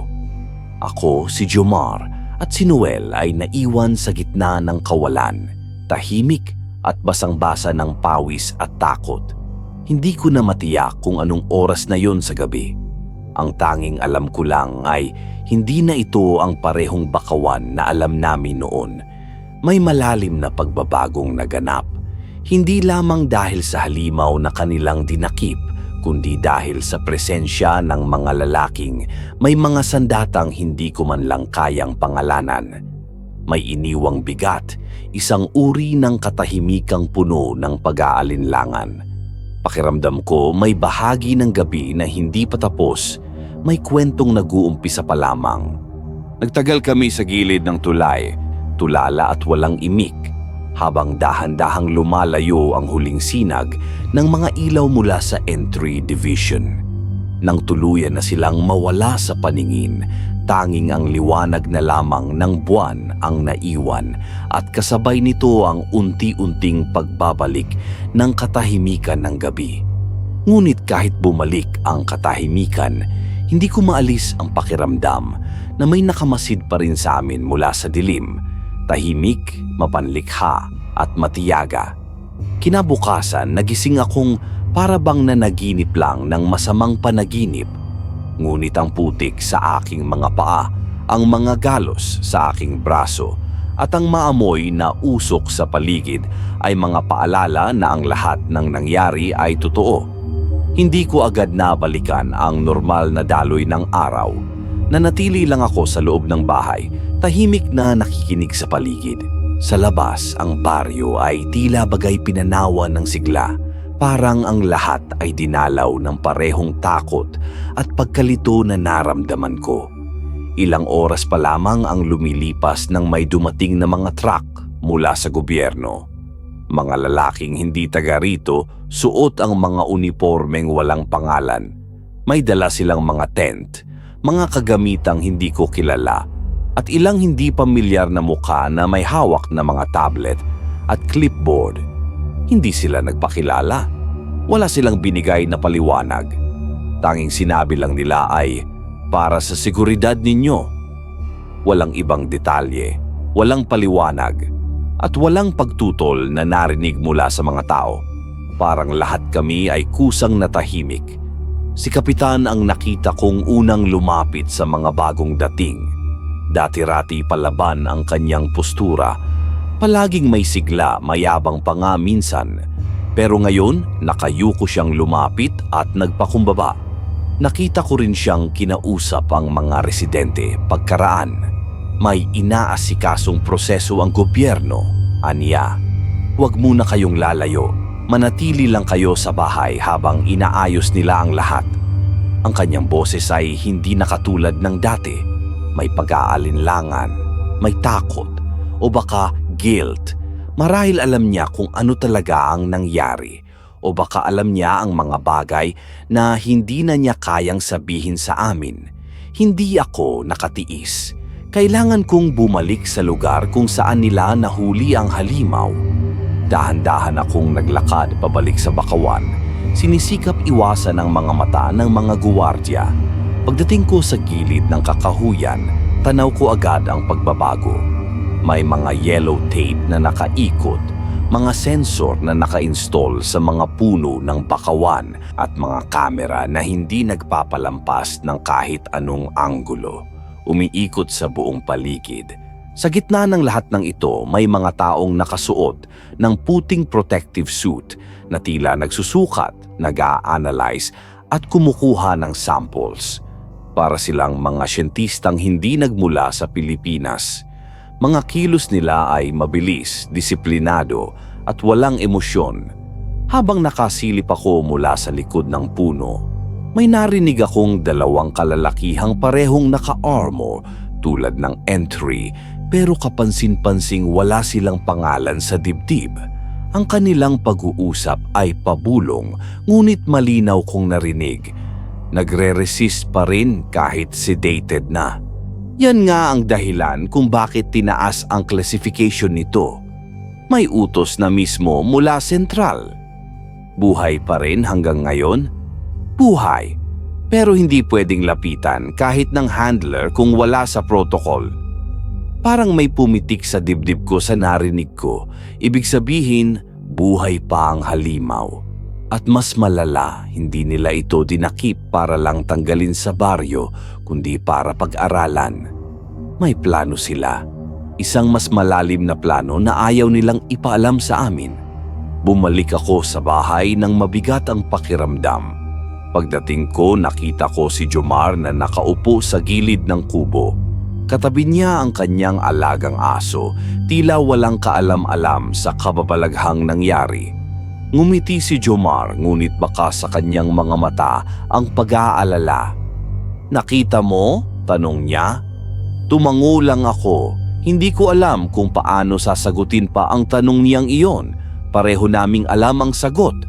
Sa loob ng bahay, hindi ako mapakali. Lumipas ang mga oras at dumating na ang gabi. Sa paligid tila mas marami ng sundalo ang naka-assign. May mga umiikot na sasakyan na walang plaka. May mga ilaw na pumapaligid sa bakawan at may drone na patuloy sa paglipad sa taas ng mga puno. Bandang hating gabi, muling lumusot ako sa dilim. Mula sa likod ng isang kubo, nakita ko ang isa sa mga portable labs na inilagay ng mga tauhan. Sa loob nito may malaking transparent chamber. Nakahiga roon ang halimaw, buhay pa. May mga tubo na nakakabit sa katawan nito at ilang maliliit na sensor na tila nagbabasa ng brainwaves o siguro kung ano pang mas komplikadong bagay. Nakaupo sa tapat ng monitor si Snake, tahimik na nag-oobserba. Hindi pa rin kita ang kanyang mukha at hindi siya nagsasalita. Tila siya mismo ang tagabantay ng nilalang. Lumapit sa kanya ang isang babae na nakasuit din, may hawak na tablet. Narinig ko ang usapan nila. Ang rate ng pagpapagaling ng specimen ay bumaba, but neural patterns are adapting.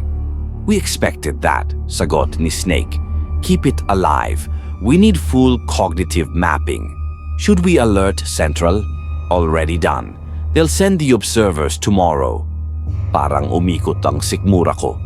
Observers? Anong klaseng eksperimento ang ginagawa nila? Hindi ba sapat na malaman kung delikado ang halimaw na ito? Bakit kailangang mapanatili itong buhay? Anong klase ba talagang organisasyon ang entry? Muling sumagi sa isip ko ang punyal. Hindi ko alam kung bakit, pero pakiramdam ko'y may koneksyon ito sa lahat. Parang may bahagi ng kwento na hindi ko pa nauunawaan. Parang ako lang ang nakasaksi sa isang bagay na hindi dapat makita ng ordinaryong tao. Tahimik akong umatras mula sa lugar habang sinisikap na hindi mapansin. Sa bawat hakbang palayo sa laboratorio, lalo akong pinanghihinaan ng loob. At sa ilalim ng malamig na buwan, sa gitna ng katahimikan ng baryo, isa lang ang tanong na paulit-ulit sa isipan ko. Para sa pag-aaral ba talaga to? O may mas malalim pa? Hindi ko na matandaan kung ilang araw ang lumipas simula noong dinala ng Entry Division ang halimaw mula sa Bakawan. Pero isang umaga, ginising kami ng sunod-sunod na busina ng mga truck. Hindi ito ordinaryong ingay ng sasakyan, ito ay pasabog ng presensya. Nang sumilip ako sa bintana ng kubo, nakita ko ang 3 military trucks na pumarada sa gilid ng baryo. Hindi ito kagaya ng mga truck ng relief o barangay. Kulay itim ang mga ito, may markang hindi ko kilala, at ang mga lalaking bumaba ay may suot na kulay abong uniforme na may itim na visor. Wala ni isa sa kanila ang nagsasalita. Tahimik. Walang ipinapakitang emosyon, para silang sinanay para sa isang bagay na hindi para sa mata ng mga karaniwang tao. Pagkalipas ng ilang minuto, isang lalaking bihis na bihis, nakabarong at may kasamang 2 gwardiya, ang lumapit sa harap ng mga tao. Kasama niya si Kapitan. May hawak siyang megaphone at sa unang beses ay narinig ko ang opisyal na boses ng gobyerno. Magandang umaga po sa inyong lahat. Sa utos ng itaas, ang baryong ito ay isa sa ilalim sa relokasyon. Kayo ay aming lilipat sa mas ligtas na lugar. May handang pabahay, pagkain at seguridad. Ito po ay para sa inyong kapakanan. Walang paliwanag kung bakit. Walang sinabi kung anong panganib ang tinutukoy nila. Walang tanong na sinagot.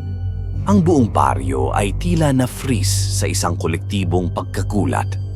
Narinig ko ang mga bulungan ng mga kabaryo. Relokasyon? Biglaan na manata. Bakit walang paliwanag? Pero kahit may pag-aalinlangan, walang naglakas loob na kumontra. Lahat ay parang napilitang tumango dahil sa harap ng baril at utos, sino bang makakatanggi? Nakita ko si Mang Iboy, matandang mangingisda na nagtangkang magsalita. Pero bakit po? Wala na ho ba talagang babalikan? Hindi pa siya tapos ay lumapit agad ang isang sundalo at itinulak siya pabalik sa pila. Sumunod na lang po kayo, Lolo. Malamig na, sabi ng lalaki. Isang oras lang ang lumipas at nagsimula ng ilipat ang mga tao sa ligtas na lugar. Isang truck lang ang ginamit sa bawat batch.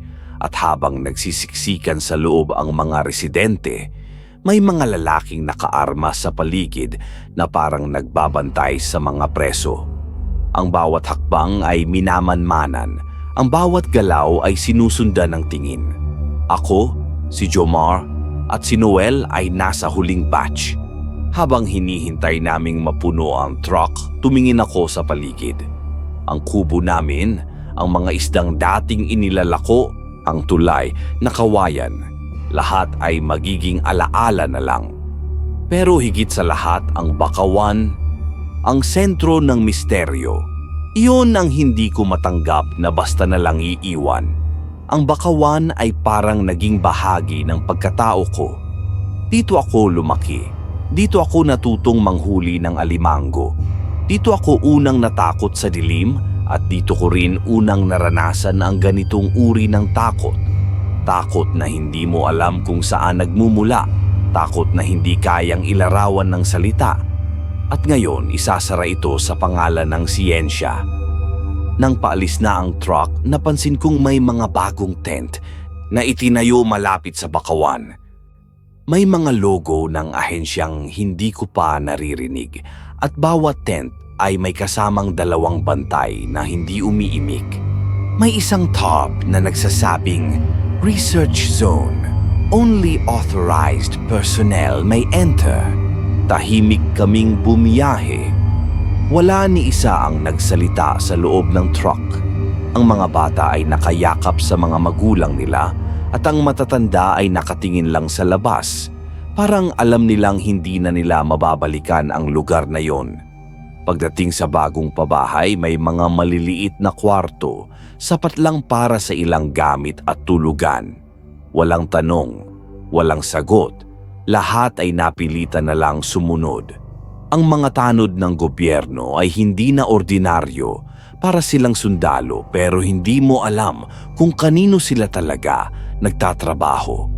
Hindi sila nakikipagkwentuhan, hindi sila tumatawa, tila ba hindi sila bahagi ng karaniwang mundo. Sa likod ng bagong komunidad na itinayo sa gitna ng mas luntiang lugar, may barikada pa rin.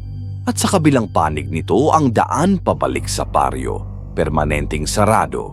May isang checkpoint, may drone na lumilipad, at may kamera na sumasabay sa bawat kilos mo kung sakaling lumapit ka sa harap ng harang. Kinagabihan, habang nakaupo ako sa tabi ng bagong bintana, pinanood ko ang paglipas ng sasakyan ng entry division. Hindi ito tumigil. Tumuloy lang sa highway na parang may mas malaki pa silang misyon. At sa likod ng truck, muling nasilayan ko ang silweta ng lalaking may armor, si Snake. Sa dibdib ng armor niya, may nakasulat pa ring Snake. At dun ko naisip, hindi pa tapos ang lahat. Baka nagsisimula pa lang. Sa mga sumunod na araw, walang balita sa media tungkol sa nangyari. Kahit isang ulat o headline man lang, wala. Parang walang nangyaring relokasyon. Parang ang baryo ay binura na lang sa mapa. Wala ring sinabing dahilan sa mga nakalipat sa ibang lugar. Sa mga usapan sa mga bagong kabahayan, Puro hula at bulong. Siguro may virus. Baka may chemical spill. Sabi ng asawa ng taga-kagawaran, may foreign operation daw. Pero walang makumpirma. Lahat ay haka-haka lang. Dumating ang isang hapon na binisita ako ni Noel sa kubo. May dala siyang kape at tinapay. Tahimik siyang umupo sa harap ko. "Napapanaginipan mo pa rin ba?" tanong niya sa akin. Tumango ako. Gabi-gabi at parang may naririnig pa rin akong boses. Napayuko siya, ako rin. Lalo na nung huling gabi bago tayo umalis. Pakiramdam ko, hindi tayo pinabayaan. Sinusundan tayo. Tahimik kaming nagkape habang sa dikalayuan naririnig pa rin ang paglipad ng drone. At habang nilulunod ko ang sarili sa tahimik na pag-uusap naming dalawa, isang tanong ang paulit-ulit na bumabalik sa isipan ko. Para ba talaga sa kaligtasan ang lahat ng ito o para lang sa kanilang eksperimento? Lumipas na ang halos isang buwan simula noong inilikas kami mula sa baryo. Sa ngayon, narito na kami sa isang pabahay sa gilid ng syudad. Mas maayos, mas moderno, pero tahimik. Isang uri ng katahimikan na hindi galing sa kapayapaan, kundi sa pagkaipit. Sa bawat araw na lumilipas, pakiramdam ko'y palayo ng palayo ako sa sarili kong pinanggalingan. Parang unti-unti akong binubura sa kwento ng sariling bayan. Bawat araw ay tila pare-pareho. Gumigising ako, nagsisigarilyo sa may bintana at pinagmamasdan ang mga kabaryo kong hindi na tulad ng dati. Tahimik, walang naghahabulan na bata, walang amoy ng nilulutong isda. Wala rin ang langit-ngit ng bangka sa tubig. Wala na kami sa baybayin. At lalong wala na kami sa aming tahanan. Ang mga mata ng mga tao ay hindi na kasing liwanag tulad noon. Laging may bakas ng pag-aalala, ng tanong, at ng hindi mapangalanang takot. Minsan ay bumibisita pa rin si Jomar sa akin, pero hindi na kami katulad ng dati. Sa bawat tagpong tahimik kaming nagkakape, nararamdaman kong pareho naming sinusubukang itago ang iniisip, ang mga gabi ng ronda, ang bakawan at ang nilalang. Hindi na namin binabanggit ng direkta, pero sa pagitan ng bawat paghigop ng kape, naroon ang bigat. Naroon pa rin ang tanong, ano nga ba talaga yon? At higit sa lahat, bakit parang hindi pa tapos? Pero may mas nakakaistorbong bagay, gabi-gabi, nananaginip pa rin ako. Sa panaginip ko, naroon pa rin ako sa tulay na kawayan sa gitna ng bakawan. Nakalubog ang paa ko sa putik habang naririnig ang mabagal na kaluskos sa paligid. Minsan, maririnig ko ang boses ni Noel, minsan boses ng mga wala na. At sa pinakagitna ng dilim, may mga matang hindi mo man makita pero ramdam mong nakatitig. Sa tuwing maririnig ko ang pagaspas ng mga dahon o ang marahang paggalaw ng tubig, tumitigil ang lahat. Parang hinihintay kong may lilitaw mula sa anino. Minsan magigising akong pawis na pawis, nanginginig. Titingin ako sa paligid, bubuksan ang ilaw pero wala naman. Tahimik pa rin, subalit may pakiramdam akong hindi nawala. Parang may iniwan sa akin ang bakawan. Parang may bagay na sumama sa akin. At ngayon, tahimik lang itong nagmamatyag. Isang uri ng presensyang hindi ko mapigyang pangalan, pero alam kong nariyan siya. Hindi mo nakikita, hindi mo naririnig, pero nararamdaman mo sa likod ng batok mo, sa kalamnan ng dibdib mong bigla na lang sumisikip. Isang araw, dumaan ako sa karinderyang malapit sa bagong pabahay. Naroon si Mang Elmo, dating tagabantay ng tulay. Nakatambay, tahimik din. Nang makita niya ako, tumango lang siya. Maya-maya lumapit siya at mahina ang boses na sabi, "Narinig mo na ba?" "Alin po?" tanong ko. "May mga bagong kwento. May mga nagsasabing, wag daw lalapit sa lugar natin. May mga truck pa ring pumapasok, pero walang lumalabas." "Sinong nagsabi?" "Isang kamag-anak ng tricycle driver. May mga sundalong nakabantay raw Ang dating Bakawan, tinawag ng research zone. Bawal lapitan, bawal kahit tanungin. Napatingin ako sa kanya. May nagsabi ba kung bakit umiling si Mang Elmo? Wala, pero may mga umuugong na kwento. Yung mga nagpumilit daw na pumunta ron, hindi na bumalik. Hindi na ako kumibo. Tumayo ako at umalis. Ngunit habang naglalakad pa uwi, hindi mawala sa isip ko ang sinabi niya. Tiningnan ko ang langit, malinis, walang ulap. Pero sa isip ko, madilim pa rin. Kinagabihan, binuksan ko ang maliit na notebook kung saan sinusulat ko ang mga panaginip ko. Puno na ang ilang pahina. Sa bawat isa may larawan ng bakawan, ng tulay, ng mga matang walang mukha. Minsan, hindi ako sigurado kung panaginip ba o alaala, pero ang kakaibang bahagi ay ito.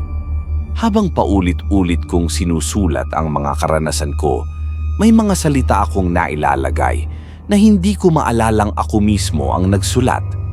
Sa pinakabagong entry ko, may sinulat akong hindi ko na matandaan kung saan galing.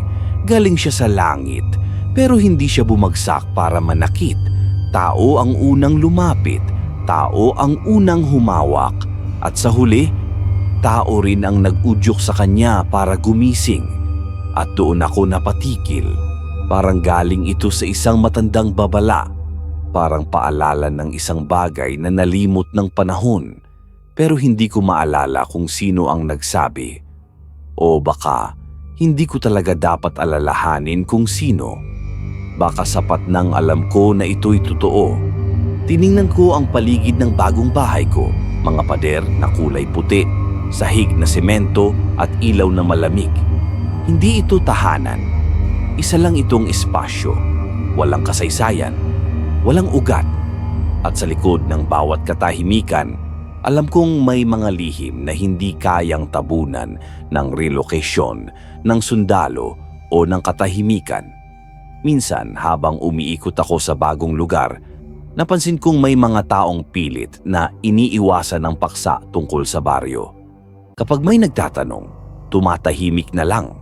Para bang takot silang may makarinig, may takot na baka may makapansin. Ang mga bata kapag naglalaro, hindi na nagpapanggap na manghuhuli ng alimango o mangingisda, kundi sundalo o tagabantay.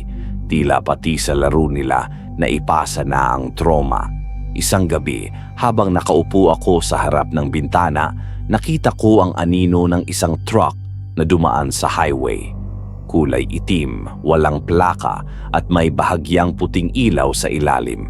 Muli, naalala ko ang entry division at sa isang iglap, parang bumalik sa akin ang lahat.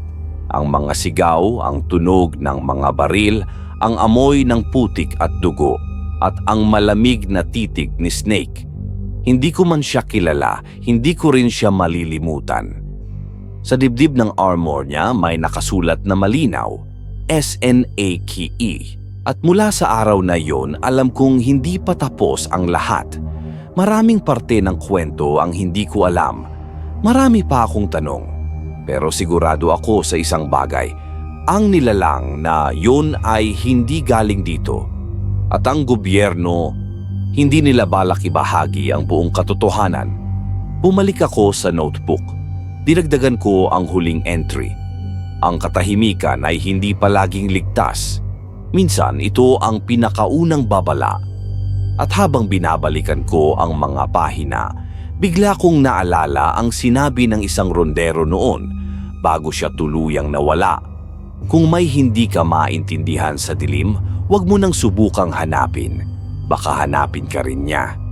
Muli akong napatingin sa labas, sa dilim, sa malamig na hangin. At sa sarili kong boses sa loob ng isip ko, narinig ko ang isang pabulong na paalala. Bawal nang bumalik. Entity Designation Entry 006. Codename The Hollow One in the Mangrove.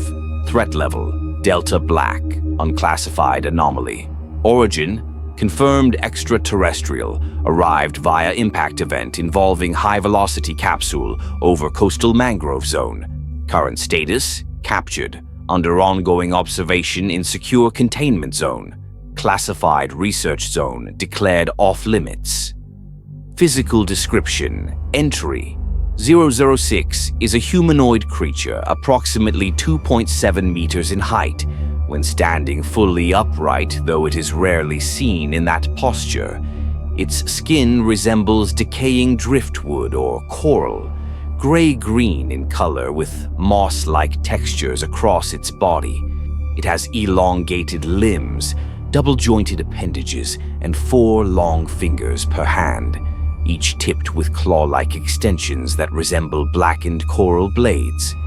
Its face is featureless, no eyes, no mouth, only a smooth, bone-white, mask-like surface.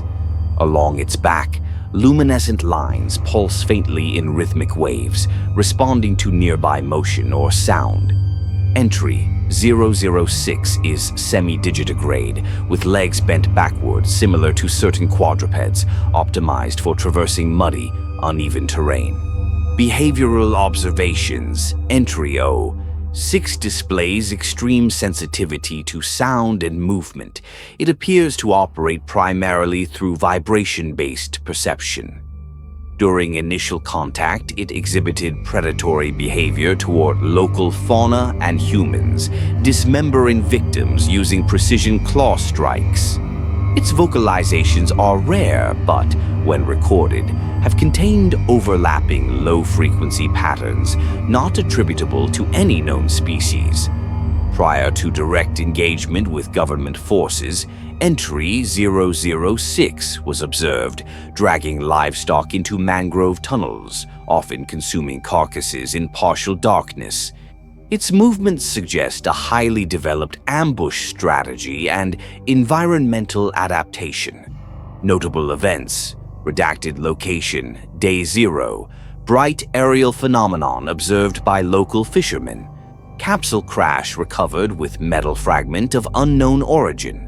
Day 3, first instance of livestock mutilation, puncture wounds consistent with current specimen. Day 7, direct visual contact made, entity engaged by local patrol, conventional firearms ineffective. Day 11, weapon crafted from fallen metal was handed to operative Snake. Upon contact, entity exhibited visible distress. For the first time, it bled, dark blue, corrosive substance. Day 12, entity captured via sedative-laced cable trap. Orders issued to preserve it alive. Research notes: the biological structure of Entry 006 suggests a hybridized form of carbon-based and unknown extraterrestrial biology. Molecular scans reveal mineral components not found in Earth's crust. It is highly reactive to alloy materials sourced from the crashed capsule, suggesting a direct technological link. Psycholinguistic scans suggest it may have pattern-based cognition. Vocalized sounds carry a syntax like repetition. Further neural mapping underway. Security protocol. All field operatives must maintain minimum 10-meter distance during subject agitation phases. Only handler with approved alloy weapon permitted close-quarter engagement. Entry zone is to remain sealed. Any civilian breach is to be reported and neutralized under Incident Blackout Protocol 13. Closing notes. Entry 06 is now confirmed to have arrived via atmospheric impact, contained within a high-velocity capsule of unknown manufacture.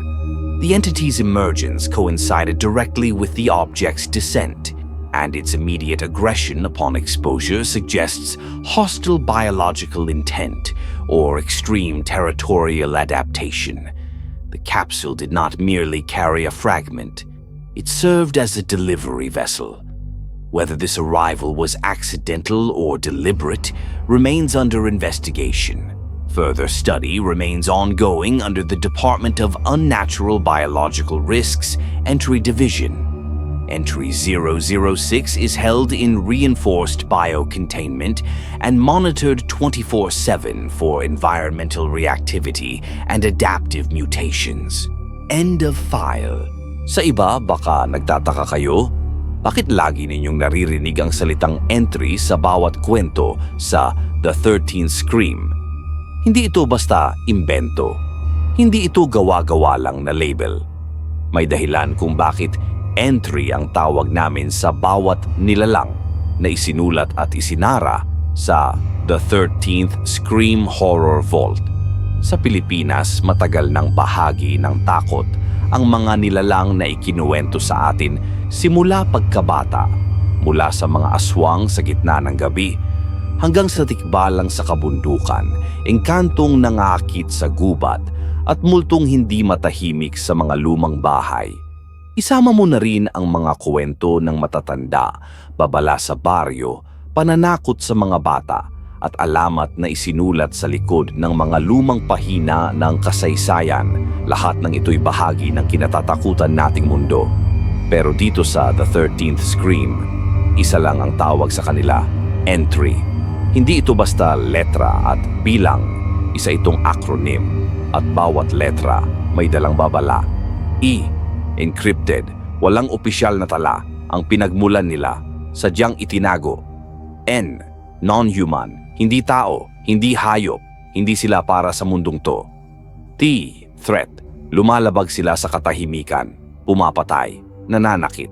R, retention, dapat ikulong, bantayan, dahil kapag nakawala, may kapalit.